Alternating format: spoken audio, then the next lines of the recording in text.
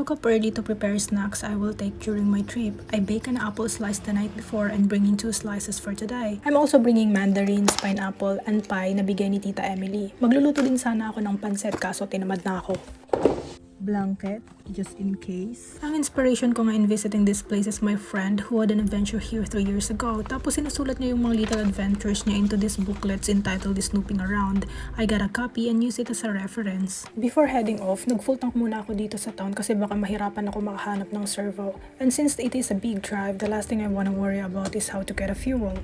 Hi friends! How are you guys doing? Yum yum! Ay, may mga numbers sila sa ano? Sa tenga.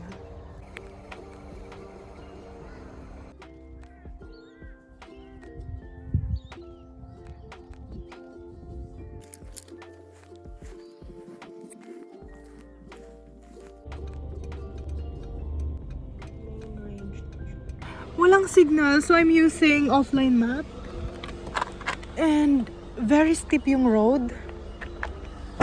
It couldn't even fit 2 cars on different lanes. So, wow. Pero maganda dito ah.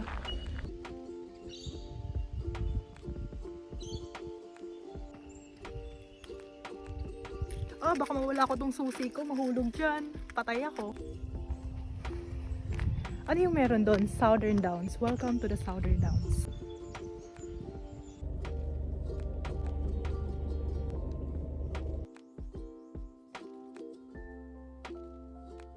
Oh my gosh, finally I'm here! Taghal! I left at home 7. Kararating ko lang almost 10. Oh, they have a cafe here. Might as well have coffee because I'm starving.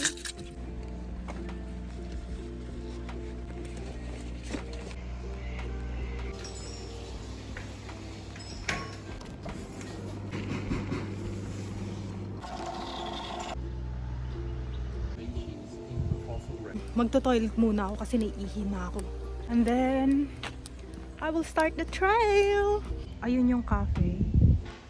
Across the road lang tong toilet. That's my car in there. Tapos may mga visitors din dito. Wow! This is life! May merienda muna ako. So ito yung coffee ko na binili ko lang dyan. Minimum purchase if you are using or if you are going to top your card is $10. So, apart from coffee, bumili din ako ng juice. It is apple and ginger juice. Ang mahal nga. Just the 2 of this, $11. Although meron naman silang food dyan sa sa loob. Kaya lang kasi, what's the use? Kaya nga ako nagbaon para makatipid ako.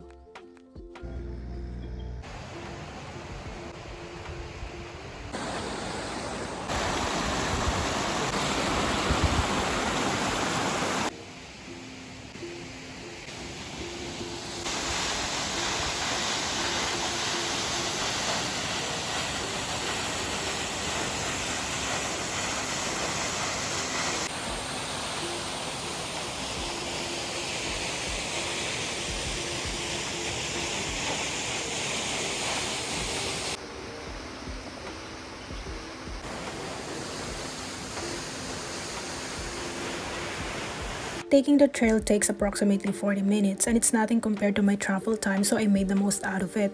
Pinauna ko ng mga kasama ko and told them that I will be staying for a while kasi ayoko yung nakasunod-sunod lang and nakabuntot. I like to be on my own and doing my own thing. Ayoko ng every lakad ay may kasama.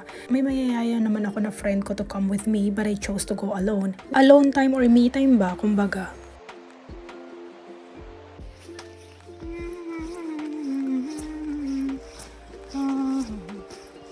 I think pababa ako. I'm going down. Sana may mga tao dun pagdating ko so, I could ask them to take me a photo or a video. Otherwise, edi sariling sikap. No problem.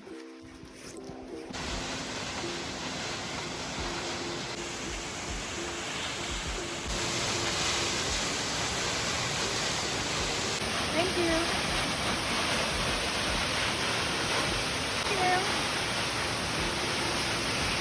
Oh my gosh, natakot ako. Parang sabi ko may nagsisit-sit sa akin. Ibon pala. Babalik na rin ko na sana yung damit ko. Pagod na ako. When I finished the trail, marami na sasakyan sa car park. Maaga lang pala yung dating ko. Nag-rest lang ako a little bit and head off. Ayoko kasi gabihin sa daan. Yung sinasabi kanina ng mga kasama ko na maganda din daw. What's in here?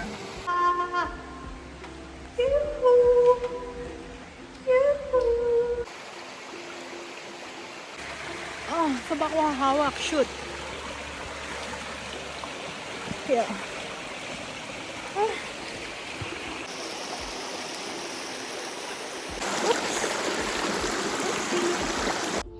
So, ito yung itatake ko ng way ngayon. Warwick.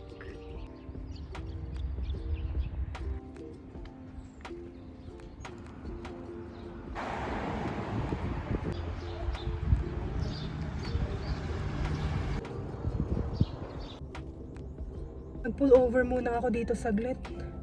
Pagod na ako, nakakaloka. It's such a long drive. And again, nagkandaligaw-ligaw na naman ako. I missed my turn, hindi ko na binalikan and all that. So I just continue. Nag-recalculate na lang. Naiiyak na ako. Asan na ba ako? Shit. Nawala yung offline map ko and walang signal. So if I'm going to take this route, hindi ko alam where it's going to take me. Shit. Travel time is supposed to be 2 hours long but took me 3 long hours. I was too tired when I got home, but I'm glad I went out today despite. It was a wonderful experience.